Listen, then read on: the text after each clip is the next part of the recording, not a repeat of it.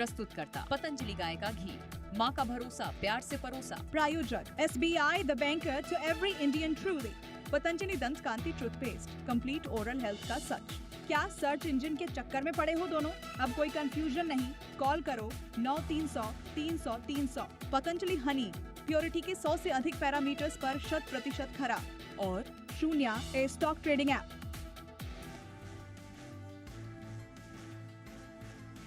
Nifty दिन के निचले स्तर से करीब 200 अंक सुधरकर 25,700 के पास बंद। सेंसेक्स में भी 266 अंकों की मजबूती। एफएमसीजी और चुनिंदा प्राइवेट बैंकों से मिला सपोर्ट। सरकारी बैंकों में तेज गिरावट के बीच बैंक निफ्टी 57 अंक चढ़कर 60,121 पर बंद। कोटक, एक्सिस और आईसीआईसीआई बैंक में खरीदारी से मिला support. The MPC voted keep policy repo rate unchanged at 5.25%. RBI governor ने अनुमान के मुताबिक ब्याज दरें बिना किसी बदलाव के 5.25% पर रखी बरकरार। एमपीसी ने सर्वसम्मति से न्यूट्रल रुख भी रखा बरकरार। मेटल कीमतों में उछाल के चलते आरबीआई ने महंगाई का अनुमान बढ़ाया। अगले वित्त वर्ष के लिए पहली 2 तिमाही में सीपीआई अनुमान 20 बेसिस पॉइंट से बढ़ाकर 4% और 4.2% किए। आरबीआई गवर्नर ने कहा, अमेरिका और यूरोपियन यूनियन के साथ ट्रेड डील से ग्रोथ का मूवमेंट रहेगा जारी। मौजूदा वित्त वर्ष के साथ अगली 2 तिमाहियों के लिए भी जीडीपी अनुमान में की बढ़ोतरी। अप्रैल की पॉलिसी में नई सीरीज के साथ जारी होंगे पूरे साल के जीडीपी और सीपीआई अनुमान। स्मॉल फाइनेंस बैंक और एनबीएफसीज के लिए बड़ी अच्छी खबर। आरबीआई गवर्नर ने एमएसएमईज के लिए कोलेट्रल फ्री लोन की सीमा 10 लाख रुपए से बढ़ाकर 20 लाख रुपए की। जी बिजनेस का स्टिंग ऑपरेशन हफ्ता वसूली का बड़ा असर। लोन रिकवरी एजेंट की मनमानी रोकने के लिए आरबीआई लाएगा नए नियम। पावर फाइनेंस कॉर्पोरेशन के बोर्ड ने आरईसी के साथ मर्जर को दी सैद्धांतिक मंजूरी। आरईसी में 52.36% सरकारी हिस्से का अधिग्रहण करेगी पीएफसी। वित्त मंत्री ने बजट में रीस्ट्रक्चरिंग का किया था ऐलान।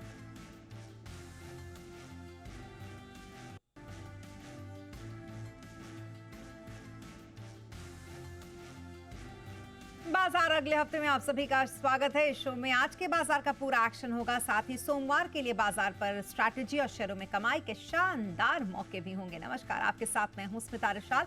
अगर शेयर से जुड़ा कोई सवाल आपके पास है तो आप हमें कॉल कर सकते हैं। हमारा फोन नंबर है 02223001634। इसके अलावा एक और नंबर है जिस पर आप हमें कॉल कर सकते हैं। हमारा दूसरा नंबर 02223001635। आप हमें फेसबुक पर @ZBusiness ऑनलाइन और एक्स पर @ZBusiness पर भी अपने सवाल भेज सकते हैं। यहाँ पर हैशटैग बाजार आज और कल लिखना मत भूलिएगा।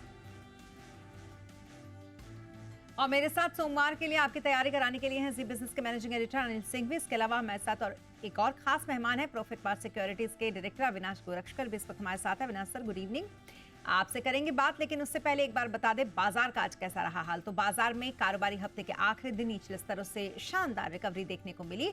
आखिरी 1 घंटे में बाजार लाल निशान से हरे निशान में आ गया और दिन के ऊपरी स्तरों के करीब करीब बंद हुआ है। निफ्टी में दिन के निचले स्तर से 200 अंकों की रिकवरी देखने को मिली। आखिर में निफ्टी 51 अंक मजबूत होकर 25,694 और सेंसेक्स 266 अंक मजबूत होकर 83,580 पर बंद हुआ। बैंक निफ्टी 57 अंकों की मजबूती के साथ ये 60,121 पर बंद होने में कामयाब रहा। और अब रुक करेंगे आज के बाजार पर एडिटर्स टेक का। जी बिजनेस के मैनेजिंग एडिटर अनिल सिंघवी से जानिए आज के बाजार का हाल। हफ्ते के आखिरी दिन भारतीय बाजारों में आज रहा मिला जुला कारोबार। कमजोर शुरुआत होना तय था क्योंकि एक और कल के सेशन में हल्की फुल्की जो भी बिकवाली हुई उसमें एफआईएस की तरफ से बिकवाली के आंकड़े थोड़े बड़े आते हुए दिखे और वो बाजार का मूड खराब करने वाले थे। दूसरा, उतार चढ़ाव के बीच अमेरिकी बाजार भी धराशायी होते हुए दिखे। डाउ, नैस्डैक और दूसरे ग्लोबल मार्केट्स भी थोड़े से परेशान होते दिख रहे हैं। तीसरी बात यह भी कि चाहे सोना चांदी हो या फिर मेटल्स, भारी उतार चढ़ाव दिख रहा है तो थोड़ा सा इन्वेस्टर्स में कंफर्ट कम हो रहा है कि इतनी वोलेटिलिटी हर जगह क्यों भाई, तो इसलिए भी थोड़ा सा सेंटिमेंट खराब हुआ। ये 3-4 कारण थे जिनकी वजह से थोड़ा सा मूड खराब था। और एक और बड़ा कारण जो हमारा अपना कि अच्छी खबरों पर भी बाजार चलता क्यों नहीं है। बार बार ऊपर प्रॉफिट बुकिंग और बिकवाली क्यों आ जाती है और एफआईज क्यों बेचने लग जाते हैं। तो ये चीज़ भी कहीं ना कहीं बाजार को परेशान करती हुई दिख रही है। तो इन सब के चलते कमज़ोर शुरुआत होना तय थी, हुई भी। 200 पॉइंट की रेंज में निफ्टी ने ट्रेड किया। पहले तो कल का लो तोड़ा जो 25,550 के आसपास का था, बाद में 25,500 तक पहुंचे, लेकिन आखिरी आधे पौन घंटे में 1 घंटे में जो रिकवरी आई है, गजब की रिकवरी। और डे हाई के पास 25,700 के नज़दीक बंद होते दिखे हम निफ्टी पर। करीबन फ़ायदा रहा 50 अंकों का, तो एक अच्छी रिकवरी वहाँ पर आपको बनती दिखी। रहा सवाल बैंक निफ्टी का, तो बैंक निफ्टी की रेंज थी करीबन 500 पॉइंट की। 59,650 के आसपास मजबूत सपोर्ट लिया। 59,600 59,800 एक अच्छी सपोर्ट रेंज है ही, वहीं पर बैंक निफ्टी रुका भी और ऊपर में 60,150 तक की यात्रा की। बंद होते होते 60,000 के ऊपर 60,120 पर हल्के फायदे के साथ बैंक निफ्टी भी बंद होता दिखा। यहाँ भी करीबन 50 अंकों की ही तेजी रही और सेंसेक्स भी 200 पॉइंट से ज़्यादा की रिकवरी के साथ बंद हुआ। हालांकि मिड कैप और स्मॉल कैप शेयरों में आज भी रुझान कमजोरी की तरफ ही रहा। 1/4 से आधा % तक का नुकसान ब्रॉडर मार्केट में देखने को मिला। लेकिन आज की हाईलाइट ये है कि कमज़ोर शुरुआत होना, दिन भर कमज़ोर करना तो कोई बड़ी बात नहीं, वो तो लग ही रहा था। लेकिन जो नहीं लग रहा था, जो हुआ वो ये कि एक बेहतरीन रिकवरी। और इस रिकवरी के पीछे 1-2 कारण जो माने जा रहे हैं। एक तो वो है कि निचले स्तर पर घरेलू फंड्स की तरफ से थोड़ा खरीदारी का सपोर्ट है। दूसरा, पिछले 2-3 दिनों में बाजार की रिकवरी में ज़्यादातर ट्रेडर्स हल्के हो गए, पोजीशन उन्होंने कम की और थोड़ी शॉर्ट्स भी बनाई, तो हल्की शॉर्ट कवरिंग भी हुई। और तीसरा ये कि अब ट्रेड डील की डिटेल्स कभी भी आ सकती है और लोगों को लग रहा है अगर वीकेंड पर रही आ गई और कोई ट्रेड डील्स की डिटेल्स वाकई में अच्छी निकली तो कहीं ऐसा ना हो कि सोमवार को बाजार ज़्यादा मजबूती से खुल जाए तो भी शॉर्ट्स काटे हैं। और चौथा ये कि ईरान और अमेरिका को लेकर और बाकी दुनिया भर में जो बहुत सारी खबरें चल रही है, उसमें अगर कोई ऐसी खबर आ जाए जिससे कि सोमवार को गैप अप हो जाए तो शॉर्ट भी ज़्यादा नीचे के लेवल पर रखना ठीक नहीं है, इसलिए थोड़ा शॉर्ट कवरिंग का सहारा मिला। सो कुल मिलाकर ये कि अंत भला तो सब भला। कल की कमजोरी के बाद आज एक हल्की रिकवरी वाला ट्रेडिंग सेशन, दिन के अंत में दिन की ऊंचाइयों के करीब जाकर बंद होते हुए बाजार। जी हाँ, तो आई आज रिकवरी बाजार में आखिरकार। और आगे बढ़ने से पहले देख लेते हैं संस्थागत निवेशकों ने कितनी खरीदारी या फिर बिकवाली की है। तो एफआईआईज यानी कि विदेशी संस्थागत निवेशकों ने कैश मार्केट में करीब 1,991 करोड़ रुपए की आज खरीदारी की है। डीआईआईज यानी कि घरेलू संस्थागत निवेशकों ने 1,265 करोड़ की आज बिकवाली की है।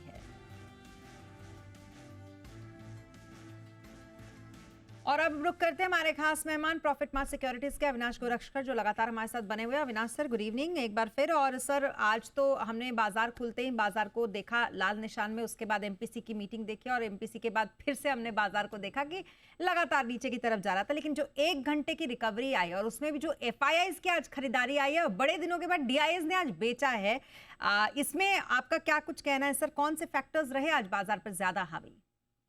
नहीं, मुझे लगता है कि स्मिता जी क्लियरली वैल्यू बाइंग आ चुकी है और एफआईआईएस का रवैया थोड़ा सा पॉजिटिव होना मार्केट के लिए अच्छी बात है। मेरे ख्याल से लास्ट आवर में होपफुली एफआईआई का जो आंकड़ा पॉजिटिव हो गया है वो उसी कारण से हो गया कि मार्केट में निचले लेवल पे उनको वैल्यूएशंस अच्छे लगे और जो नतीजों का सीजन है वो मोटा मोटी आई थिंक इन लाइन आया है। हालांकि सारे कंपनीज इतने अच्छे नंबर नहीं दिखा पाए, लेकिन गिने चुने जो लार्ज कैप है, मिड कैप है, वहां पे अच्छी ग्रोथ देखने को मिली है। तो मुझे लगता है कि देखिए अभी यूएस की ट्रेड पॉलिसी साइन अप हो चुकी है। आज आरबीआई ने भी न्यूट्रल स्टैंस रखा है। उन्होंने कहा है कि ईयू की जो ट्रेड पॉलिसी है उससे भी जीडीपी ग्रोथ करने में मदद मिलेगी। तो कहीं ना कहीं कंडीशंस फेवरेबल हो रहा है। मुझे लगता है कि जनवरी टू मार्च का क्वार्टर तीसरे तिमाही से काफी बेहतर आना चाहिए। स्पेसिफिकली जो सेक्टर्स है जैसे ऑटो है, ऑटो कंपोनेंट्स है, कैपिटल गुड्स है, होटल्स, हॉस्पिटैलिटी है, तो यहाँ पे मुझे लगता है कि निवेशकों को फोकस करना चाहिए। मुझे लगता है कि गिने चुने जो सेक्टर्स हमने कहे वहां पे निवेश के मौके मिलेंगे। तो इंडेक्स तो मेरे ख्याल से एक रेंज में रहेगा, लेकिन स्टॉक स्पेसिफिक मौके काफी मिलेंगे क्योंकि ऊपरी लेवल से अभी मार्केट काफी सुधरा है, कंसोलिडेट हो रहा है और ये सही मौका होगा आपको थोड़ी सी बाइंग करने के लिए, लेकिन नजरिया कम से कम 6 to 12 मंथ रखना जरूरी है। हाँ जी, बिल्कुल। तो कुल मिलाकर कुछ इस तरीके से आज पूरा जो बाजार का रुख रहा वो आपने बहुत अच्छे से समझाया सर। अब क्योंकि एफआईआईज की खरीदारी लौटते ही ऐसा लगता है कि बाहर आ गई बाजार में, क्योंकि हमने पहले देखा छोटी रेंज में खरीदारी की थी। जिस दिन ट्रेड डील हुआ था उस दिन तो एक अच्छी खरीदारी हमने देखी थी एफआईआईज की। उसके बाद उसके अगले दिन हमने छोटी रेंज में खरीदारी देखी। कल हमने देखा कि बिकवाली की एफआईआईज ने, लेकिन आज फिर खरीदारी लौटी। तो एक पैटर्न हम बहुत अच्छा बनता हुआ देख रहे हैं यहाँ पर सर। इसी होप के साथ अब पोजिशनल पिक की तरफ आगे बढ़ते हैं। तो क्या लेकर आए आप सोमवार के बाजार के लिए पोजिशनल पिक्स आपके? नहीं, पोज़िशनल पिक में हमको एफएमसीजी सेक्टर अभी काफ़ी अच्छा लग रहा है और इसमें जो स्टॉक हमको पसंद है वो स्मिता जी मैरिको है। मैरिको ने दिसंबर क्वार्टर के लिए काफ़ी अच्छे रिज़ल्ट्स डिक्लेयर किए हैं। इनफैक्ट 460 करोड़ का प्रॉफ़िट दिसंबर क्वार्टर में आया, जो पिछले टाइम 406 करोड़ था, तो ग्रोथ काफ़ी अच्छी है। और सबसे बड़ी बात मुझे लगता है कि अच्छी बारिश, रूरल डिमांड पिकअप हो चुका है, जीएसटी के कट हो चुके हैं, तो इसका जो बेनिफिट है वो पूरी तरह से चौथी तिमाही में आपको देखने को मिलेगा। हालाँकि अगले साल की भी आउटलुक हमको लगता है काफ़ी पॉजिटिव है। तो यहाँ पे एक शॉर्ट टर्म स्टॉप लॉस आप 750 का 750 का लगाइए और 762 763 का एक शॉर्ट टर्म व्यू 8 से 10 दिन के लिए पॉजिटिव निकलता है। यहाँ पे एक 763 764 का एक नियर टर्म का टारगेट बनेगा। मीडियम टर्म के लिए भी मुझे लगता है कि जिनको खरीदना है, मेरे ख्याल से इस लेवल पे डेफिनिटली एंटर करें, बट अगर 8 से 10 दिन का नज़रिया है, तो 762 763 का एक नियर टर्म का टारगेट बने। 3 के टारगेट के लिए आप मेरिको में कर सकते हैं खरीदारी, ये सलाह आपको दी गई है अविनाश जी की तरफ से। और 762 2 टारगेट यहाँ पर आपको। अब चलिए शो में कुछ कॉलर्स को भी शामिल करेंगे, इसका समय हो गया है। हमारे साथ पहले कॉलर जुड़ चुके हैं राजेंद्र भोपाल से, उनका रुख करते हैं। राजेंद्र पूछे क्या सवाल है आपका? मैडम मेरे पास देवयानी इंटरनेशनल के 4000 शेयर है 149 के प्राइस पर, और आवास फाइनेंस के हैं मेरे पास 250 शेयर है 1400 के भाव पर। क्या करना चाहिए? आवास तो बहुत गिरा है। हाँ, नुकसान में तो आप दिख रहे हैं फिलहाल। सबसे पहले देवयानी पर पूछ लेते हैं। सर, देवयानी पर क्या करना चाहिए इनको अभी? नहीं, मुझे लगता है कि देखिए दिसंबर क्वार्टर के नंबर जो आ गए काफ़ी अच्छे थे और बहुत समय के बाद एक रिकवरी देखने को मिली और मुझे लगता है कि देखिए 125-130 एक ऐसा रेंज है जो मुझे लगता है कि पूरी तरह से नेगेटिविटी और जो भी नेगेटिव सरप्राइज़ था वो मेरे ख्याल से शेयर के प्राइस में डिस्काउंट हो चुका है। अगर नज़रिया इनका 6 टू 12 मंथ्स है, तो मुझे लगता है कि ज़रा पेशेंस रखिए, इसमें अच्छा पैसा बनेगा क्योंकि कंज़म्पशन को रिप्रेज़ेंट करने वाला स्टॉक है और ऑब्वियसली हमको लगता है कि आने वाले 2 या 3 क्वार्टर्स में कंजम्पशन डोमेस्टिक कंजम्पशन अगर बढ़ता है, तो डेफिनिटली क्यूएसआर स्पेस में देवयानी इंटरनेशनल एक वेल एस्टैब्लिश्ड प्लेयर है। इनके काफ़ी outlets geographically well spread out है, तो डेफिनिटली यहाँ पे अच्छा खासा रिस्क रिवॉर्ड मिल सकता है। ओके, और सर आवास फाइनेंस पे क्या करना चाहिए इनको? देखिए, आवास फाइनेंस में मुझे लगता है कि हाउसिंग फाइनेंस इनका मेन कोर बिज़नेस है और हालाँकि स्टॉक ऊपरी लेवल से टूटा है। मेरे ख़्याल से जो भी बिकवाली होनी थी वो हो गई है और अभी तो मुझे लगता है कि इस पॉलिसी में नहीं बट आने वाले पॉलिसी में होपफुली अगर रेट कट होता है और ऑब्वियसली हाउसिंग फाइनेंस को लेके गवर्नमेंट भी काफ़ी पॉज़िटिव है। देखिए, ये एक प्राइमरी सेक्टर है जहाँ पे बहुत काफ़ी ज़्यादा एम्प्लॉयमेंट होता है और मुझे लगता है कि इनकी जो पोज़ीशनिंग है in the private sector space काफ़ी सॉलिड है। काफ़ी बड़े इंस्टीट्यूशंस अल्ट्रा एचएनआई इसमें इन्वेस्टेड है, तो थोड़ा-सा टाइम इनको इसमें ज़्यादा लंबा इन्वेस्ट करके रुकना चाहिए। हो सके तो 12-15 महीने का टाइम फ्रेम ले लीजिए। मुझे लगता है कि वापस 1550-1600 का नियर टर्म का टारगेट बन सकता है। जी, बिल्कुल। तो दोनों में ही फिलहाल होल्ड करने की सलाह आपको दी गई है अविनाश जी की तरफ से। और निखिल हमारे साथ एक और कॉलर एमपी से इस वक्त जुड़ चुके हैं। निखिल पूछिए क्या सवाल है आपका? हेलो मैडम, नमस्कार। नमस्कार, सवाल पूछिए। हेलो जी, सवाल पूछिए निखिल। मैडम, मैंने लिए हैं बैंक ऑफ 64 भी लिए हैं। एक बार फिर से बोलिएगा, बैंक ऑफ महाराष्ट्र बोला आपने? जी मैडम, मैंने 64 भी लिए हैं 500 शेयर। हुँ। हेलो। जी, जी, बोलिए हम सुन रहे हैं आपको। और मैडम मैंने लिए हैं सीगर इंडिया 280 पे लिए हैं। हेलो। ओके। हेलो। ठीक। जी, जी, हम सुन रहे थे आपको। चलिए सबसे पहले तो पूछ लेते हैं बैंक ऑफ महाराष्ट्र पर सर क्या करना चाहिए इनको अभी? नहीं, मेरे ख्याल से देखिए अभी की खरीद लगती है, लेकिन नंबर्स जो आए हैं वो काफ़ी दमदार है। इनफैक्ट कासा रेशियो भी बढ़ चुका है, प्रॉफिटेबिलिटी भी अच्छी तरह से बढ़ी है और छोटे सरकारी बैंक्स में इस बैंक ने बहुत ही दमदार ग्रोथ दिखाया है। मेरे ख्याल से यहाँ पे भी अगर ये कम से कम 6-8 महीने होल्ड करते हैं, तो मैं समझता हूँ कि 75-78 का नियर टर्म का टारगेट बन सकता है। बहुत ही अच्छी बैंक है। अभी जितना शेयर सेल करना था गवर्नमेंट ऑफ इंडिया को, वो इसमें ऑलरेडी बिकवाली हो चुकी है, तो अभी कोई सप्लाई ओवरहैंग नहीं है। और सबसे बड़ी बात मुझे लगता है कि चौथा तिमाही भी तीसरे तिमाही के मुकाबले में काफ़ी अच्छा होगा। तो डेफ़िनेटली 64 में एंट्री की है, तो नज़रिया 6 टू 8 मंथ्स का रखिए और करीबन 77-78 का टारगेट प्राइस मेरे ख्याल से अगले 6-8 महीने में पॉसिबल लग रहा है। ओके, और केगल इंडिया पर क्या करना चाहिए सर इनको इस वक्त? देखिए, सीगल इंडिया में भी मुझे लगता है कि ऑर्डर बुक काफ़ी तगड़ी है। अभी एग्ज़ीक्यूशन कितना अच्छा होगा वो हमको देखना पड़ेगा, बट मुझे लगता है कि ये भी काउंटर ऐसा काउंटर है जहाँ पे कम से कम साल भर का नज़रिया रखिए क्योंकि एग्ज़ीक्यूशन का इफ़ेक्ट नंबर्स में ज़रूर आएगा। होपफुली मार्च का क्वार्टर और जून का क्वार्टर वहाँ पे आपको एक अच्छी ग्रोथ देखने को मिलेगी। तो 6 टू 12 मंथ्स का नज़रिया रखें यहाँ पे भी मैं समझता हूँ कि 320 325 का एक नियर टर्म का टारगेट बन सकता जी, फिलहाल तो इन दोनों ही स्टॉक्स पर आपको बने रहने की सलाह दी गई है यहाँ पर अविनाश सर की तरफ से। और एक और कॉलर भुवनेश्वर से हमारे साथ शैलेंद्र जुड़ चुके हैं। शैलेंद्र, पूछे क्या सवाल है आपका? मैडम मेरे पास एक कोरोना रेमेडीज का शेयर है 300 शेयर हम्म 1400 रुपए पे, और केयर रेटिंग है 400 शेयर 1600 रुपए पे। इसको मैं इस साल के लिए होल्ड करना चाहता हूँ, तो ये फंडामेंटल पॉइंट ऑफ व्यू से कैसा रहेगा और क्या टारगेट रहेगा मोटा मोटी इस साल के लिए? ओके सर, कोरोना रेमेडीज पे क्या सलाह रहेगी इन्हें आपकी? नहीं, कोरोना रेमेडीज देखिए रिसेंटली लिस्टेड कंपनी है, लेकिन नंबर्स जो अभी तीसरे तिमाही के आ गए वो काफी स्ट्रांग है। और कंपनी का जो प्रोडक्ट मिक्स है, ज्योग्राफिकल रीच है, प्रोमोटर्स का जो बैंडविड्थ है, वो सभी तरीके से काफी अच्छा है। मुझे लगता है कि देखिए अगर इन्होंने खरीदा है और अभी भी इन्वेस्टेड है तो करीबन 1650 1700 का भी लेवल जा सकता है। बट नजरिया कम से कम साल भर का रखिए, कंपनी बहुत अच्छी है और आगे भी मुझे लगता है कि अगला क्वार्टर और अगले साल नंबर्स अच्छे आने की उम्मीद रहेगी। ओके, और केयर लिमिटेड पे सर क्या करना चाहिए इनको अभी? देखिए केयर में मुझे लगता है कि कहीं न कहीं देखिए ये एक रेटिंग एजेंसी है जो क्रिसिल और इक्रा के जैसी है।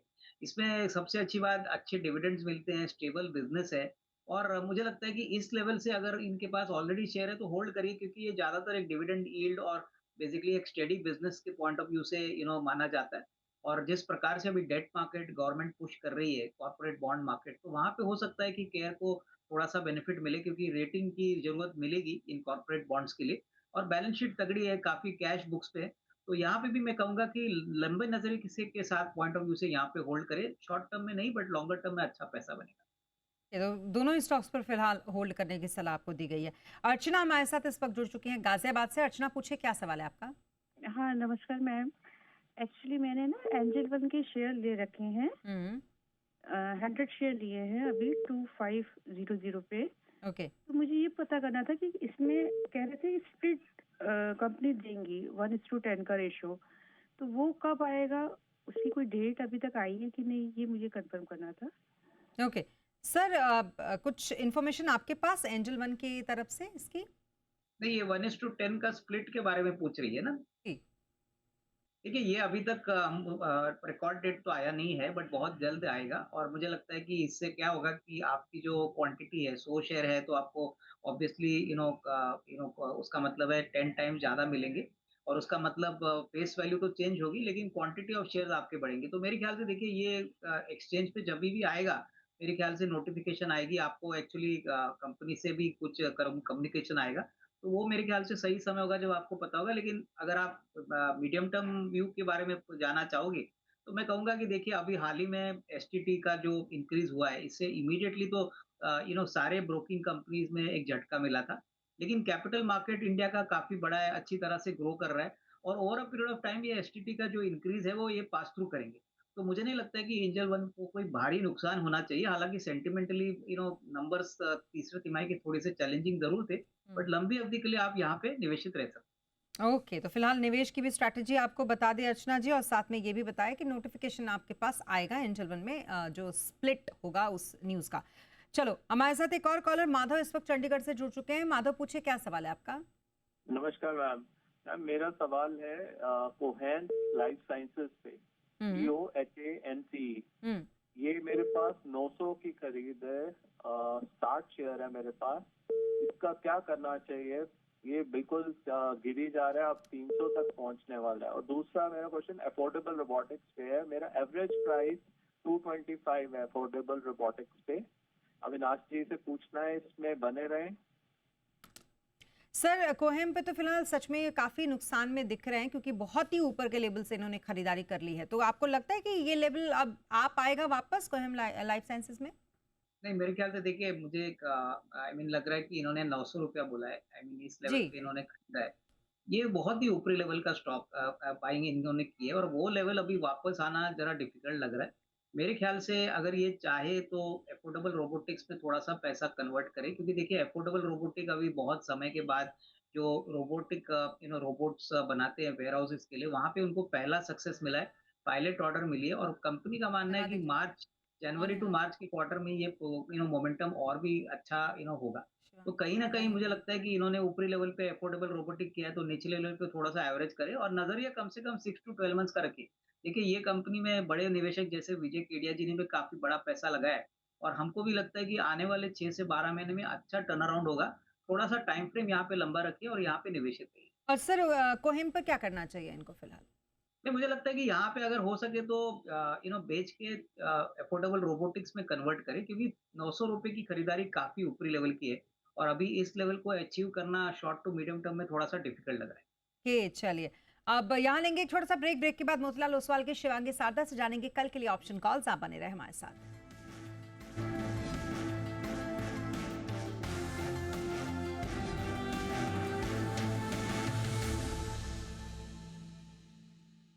और ब्रेक के बाद एक बार फिर आपका स्वागत है। आप देखते हैं सी बिजनेस के मैनेजिंग एडिटर अनिल सिंघवी कल के लिए सोमवार के लिए बाजार पर क्या स्ट्रैटेजी बनाने की आपको सलाह दे रहे हैं। सोमवार को जब हम ट्रेडिंग सेशन के लिए लौटेंगे तो 2-3 संकेत आपके लिए अहम होंगे। पहला तो ये कि आज के सेशन में एफआईज के आंकड़े किस तरह के हैं, उन्होंने गिरावट में फर्स्ट हाफ में बेचा ज़्यादा है या रिकवरी में खरीदा ज़्यादा, तो इनको देखकर हम तय करेंगे कि एफआईज का मूड माहौल कैसा है। दूसरा, अमेरिकी बाजारों में मिला जुला सा कारोबार दिख रहा था हमारे बाजारों के बंद होने के वक्त, देखते हैं वहाँ से किस तरह के संकेत आते हैं। और तीसरा, हमारे यहाँ क्या ट्रेड डील को लेकर कोई बड़े डेवलपमेंट, कोई बड़ी डिटेल सामने आती है या नहीं। और चौथा, ईरान वाले मामले को लेकर या फिर किसी और मामले को लेकर ट्रंप के स्टेटमेंट पॉजिटिव या नेगेटिव क्या आते हैं। इन 4 चीज़ों के दम पर हम सोमवार सुबह की करेंगे शुरुआत। जो बड़ी चीज़ है सोमवार सुबह वो ये होगा कि सपोर्ट आपका बहुत क्रिस्टल क्लियर है। 25,475, 25,575 आपके लिए सपोर्ट का काम करेगा और ऊपरी स्तरों पर 25,775 से लेके 25,900 की रेंज है जो हल्की फुल्की रुकावट हो सकती है। जहाँ तक सवाल बैंक निफ्टी का है, 59,600, 59,800 आपके लिए मजबूत सपोर्ट है और बैंक निफ्टी के लिए ऊपरी लेवल पर 60,225 से 60,425 की एक छोटी सी रेंज है रुकावट के तौर पर। 60,500 के ऊपर एक बढ़िया एक्शन बनता दिखेगा। अच्छी बात यह है कि आज आरबीआई की पॉलिसी के बाद बैंकिंग शेयर एक बार गिरे ज़रूर, लेकिन रिकवरी भी उतनी शार्प और उतनी बढ़िया दी और आरबीआई की पॉलिसी निकल जाने के बाद बैंकिंग शेयरों में अब बड़ी गिरावट का खतरा थोड़ा सा कम हो चुका है और वो रिकवरी में भी आपको साफ नज़र आता दिख रहा है। तो कुल मिलाकर ये सारे लेवल्स हैं जिस पर आपको सोमवार की सुबह रखनी है नज़र। जी हाँ, तो ये तो रही सोमवार की स्ट्रैटेजी। और अब ऑप्शन की स्ट्रैटेजी बताने के लिए हमारे साथ जुड़ चुकी है मोतीलाल ओसवाल की शिवांगी सारदा। Shivangi, good evening. बताएं जरा कौन सी स्ट्रैटेजी लेकर आई हैं आज आप? जी बिल्कुल। सोमवार के लिए हम देखें तो हम देखें कि मार्केट्स में काफ़ी वॉलेटिलिटी हो रखी है, बट ओवरऑल कुछ सेक्टर्स में काफ़ी एक अच्छी मोमेंटम बनी हुई है। सबसे पहला प्रश्न काउंटर मेरा रहेगा टाइटन पर। 2200 के कॉल ऑप्शन में यहाँ पे खरीदारी की सलाह है। हम देख रहे हैं कि गोल्ड और प्राइसेस में काफ़ी एक मोमेंटम तो बनी हुई है, बट टाइटन एक ऐसा स्टॉक है जिसमें एक रेजिलेंट स्ट्रेंथ देखने को मिल रहा है और रिसेंटली एक पोलन फ्लैग पैटर्न फॉर्मेशन की ब्रेकआउट देखने को मिल रही है इसमें। तो यहाँ पे टाइटन में खरीदारी की सलाह रहेगी 2200 के कॉल ऑप्शन में, 50 के स्टॉप लॉस और 110 के टारगेट्स के लिए। दूसरा पिक मेरा रहेगा बीएससी पर। इस स्टॉक में भी हमने देखा है कि continuously higher top higher bottom formation हुए हैं और कोई भी मीनिंगफुल डिक्लाइन जो है वो बाइंग में कन्वर्ट होते हुए दिखी है। रिसेंटली बुलिश क्रॉसओवर दिखने को मिल रहा है आरएसआई में, तो यहाँ पे एक अच्छी मोमेंटम बनते हुए दिखेगी। 3000 के कॉल ऑप्शन में खरीदारी की सलाह है, 65 के स्टॉप लॉस, 95 के टारगेट्स के लिए। Thank you so much Shivangi अपनी स्ट्रैटेजी हमसे शेयर करने के लिए। और एक बार फिर चलते हैं अविनाश सर के पास। अविनाश सर, लॉन्ग टर्म में किसी को कुछ खरीदारी करनी हो सोमवार के बाजार में तो आपकी तरफ से क्या रिकमेंडेशंस रहेंगे? स्मिता जी, लॉन्ग टर्म के लिए हमको होटल सेक्टर का दिग्गज आईटीसी होटल पसंद है। देखिए ये स्टॉक काफ़ी समय से कंसोलिडेट कर रहा है, इसकी तीसरे तिमाही के नंबर्स भी बहुत तगड़े आ गए। पिछले साल आईटीसी जो सबसे सेकंड बिगेस्ट होटल चेन है इंडिया में, इन्होंने करीबन 3,500 करोड़ पे 638 करोड़ का प्रॉफिट कमाया था। इस बार फर्स्ट 9 मंथ्स ऑफ FY26 में इन्होंने ऑलरेडी 500 करोड़ के ऊपर का मुनाफा कमाया।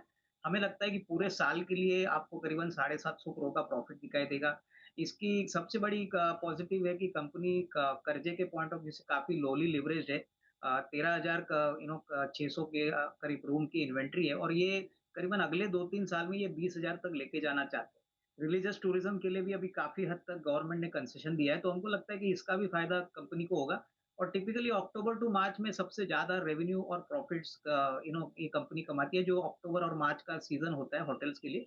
हमारा मानना है कि अगर 180 में कोई खरीदता है तो साल भर में करीबन 235-240 का एक टारगेट प्राइस आपको मिलेगा। बहुत ही सेफ काउंटर है और मुझे लग रहा है कि जैसे-जैसे इकोनॉमी में इंप्रूवमेंट आएगी, इसमें डेफिनिटली कोई डाउट नहीं, ये अच्छा खासा रिस्क रिवॉर्ड इन्वेस्टर्स को दे सकता है। Okay, thank you so much sir अपनी ये स्ट्रैटेजी बताने के लिए और हमसे जुड़कर हमारे सारे सवालों का जवाब देने के लिए। Thank you so much. और इसी के साथ इस बुलेटिन में फिलहाल इतना ही। आप बने रहें जी बिजनेस के साथ। नमस्कार।